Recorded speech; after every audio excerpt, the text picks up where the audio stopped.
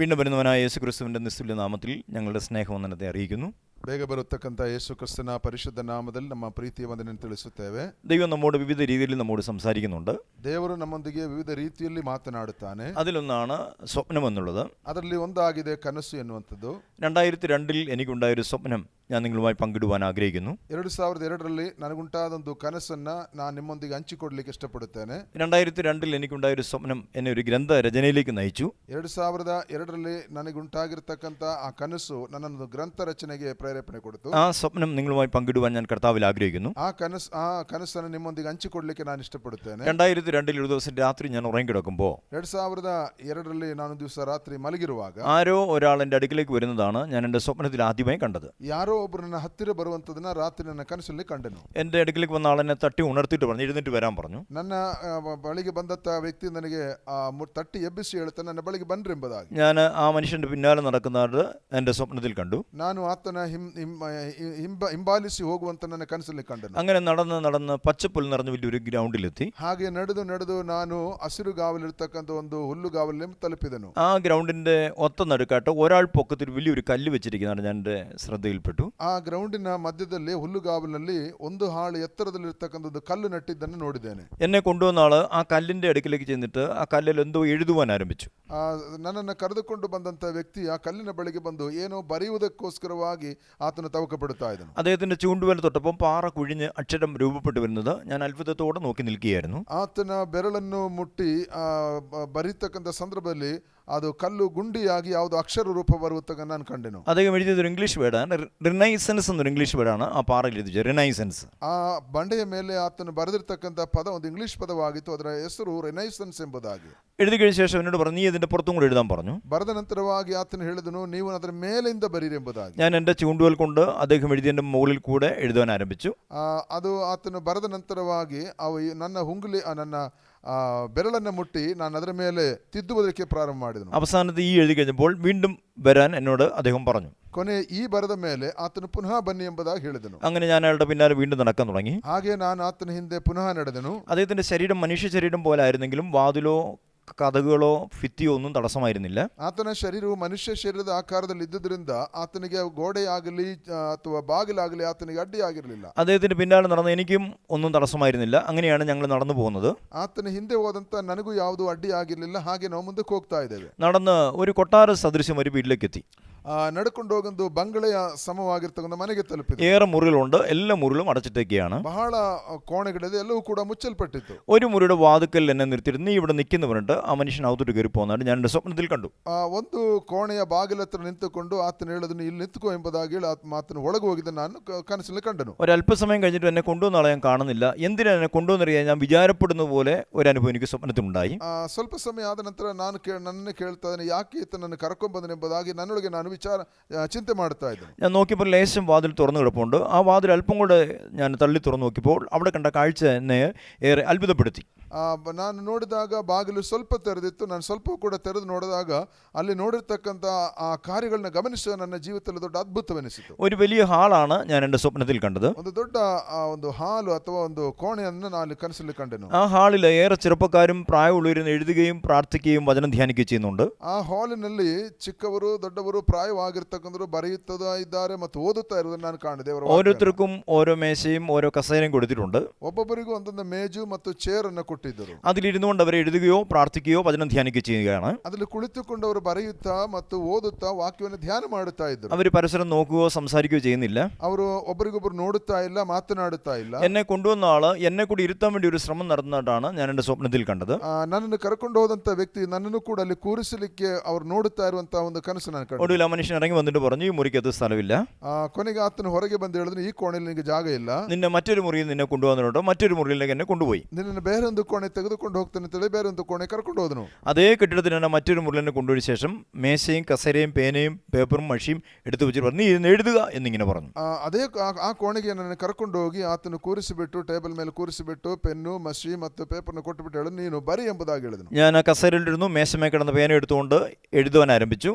ನಾನು ಚೇರ್ನ ಚೇರ್ನಲ್ಲಿ ಕುಳಿತುಕೊಂಡು ಆ ಮೇಜಿನ ಮೇಲಿರ್ತಕ್ಕಂಥ ಪೆನ್ನನ್ನು ತೆಗೆದು ಬರೀಲಿಕ್ಕೆ ಆರಂಭಿಸಿ. 6 E എന്ന് എഴുതുകയും പെട്ടെന്ന് എൻ്റെ സ്വപ്നത്തിലും ചാടി എഴുന്നേറ്റു.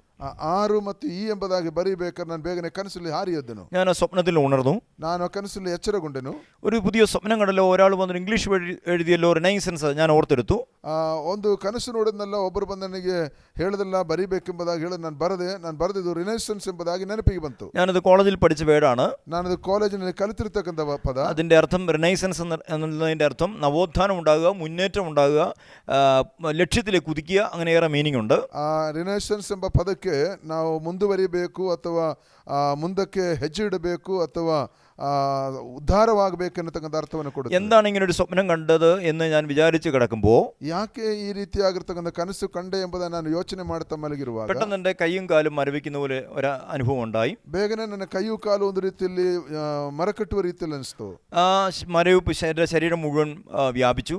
ಆ ಮರಕಟ್ಟತಕ್ಕಂಥದ್ದು ಶರೀರ ಪೂರ್ಣವಾಗಿ ಜಿಮ್ಡಿಡಿತಕ್ಕಂಥ ರೀತಿ. എനിക്ക് കിടക്കുന്ന എഴുന്നേക്കാനോ ശബ്ദം എടുക്കാനോ എനിക്ക് കഴിയുമായിരുന്നില്ല. ನನಗೆ ಕೋಣೆಯಲ್ಲಿ ಮಲಗಲಿಕ್ಕಾಗಲಿ ಶಬ್ದ ತೆಗಿಲಿಕ್ಕಾಗಲಿ ನನಗೆ ആ സമയത്ത് ആരോ മനസ്സിൽ പറയുന്നത് പോലെ ഞാൻ ഇങ്ങനെ കേൾക്കുകയാണ്.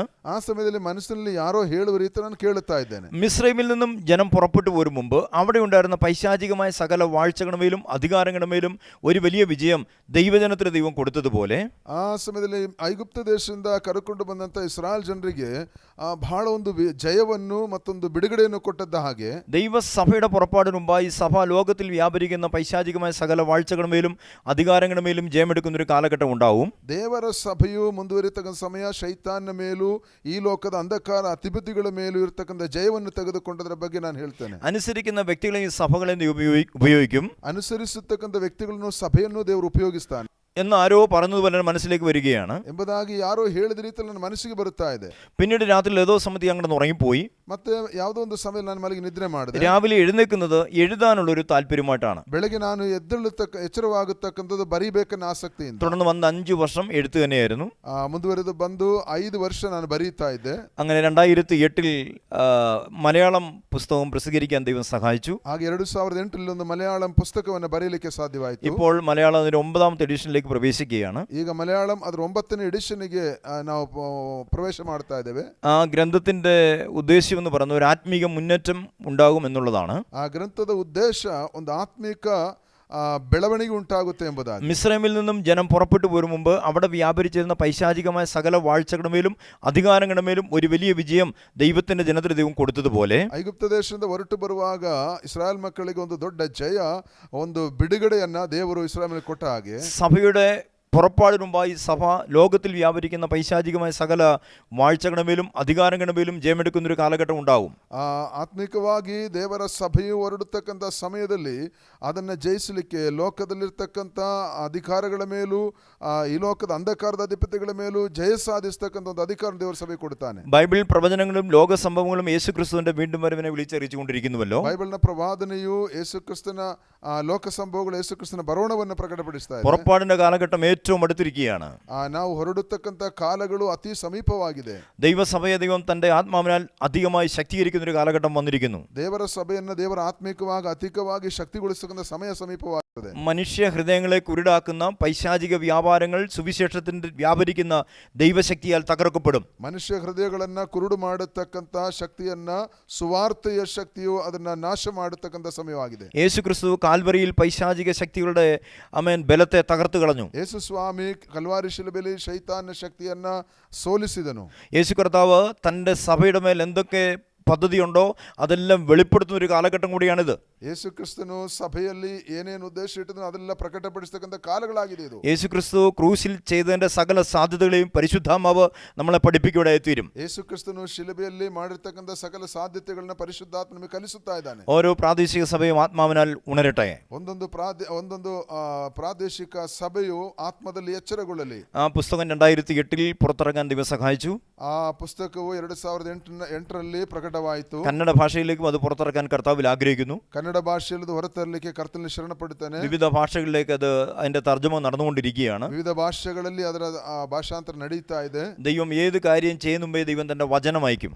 ದೇವರು ಯಾವುದೇ ಕಾರ್ಯ ಮಾಡುವುದಕ್ಕಿಂತ ಮುಂಚಿತವಾಗಿ ತನ್ನ ವಾಕ್ಯವನ್ನು ಕಳಿಸ್ತಾನೆ. ഞാൻ വിശ്വസിക്കുന്നു ദൈവത്തിന്റെ വചനത്തിൽ കൂടെ ദൈവത്തിന്റെ ആത്മാവ് നമ്മോട് സംസാരിക്കുകയാണ്. ನಾನು ನಂಬುತ್ತೇನೆ ದೇವರ ವಾಕ್ಯದ ಮುಖಾಂತರ ದೇವರು ನಮ್ಮೊಂದಿಗೆ ಮಾತನಾಡುತ್ತಾನೆ. ഒരു വലിയ ആത്മീയ ഉണർവിന് വേണ്ടി ഓരോ പ്രാദേശിക സഭകളും ഉണർന്നാട്ടെ. ಅದು ಒಂದೊಂದು ಆತ್ಮಿಕ ಉಜ್ಜೀವನಕ್ಕಾಗಿ ಅಲ್ಲಲ್ಲಿನ ಲೋಕಲ್ ಸಭೆಗಳು ಎಚ್ಚರಗೊಳ್ಳಲಿ. നമുക്ക് ദൈവത്തോട് പ്രാർത്ഥിക്കാം, ഒരു ആത്മീയ ഉണർവ് നമ്മുടെ തലമുറയിൽ സംഭവിക്കട്ടെ.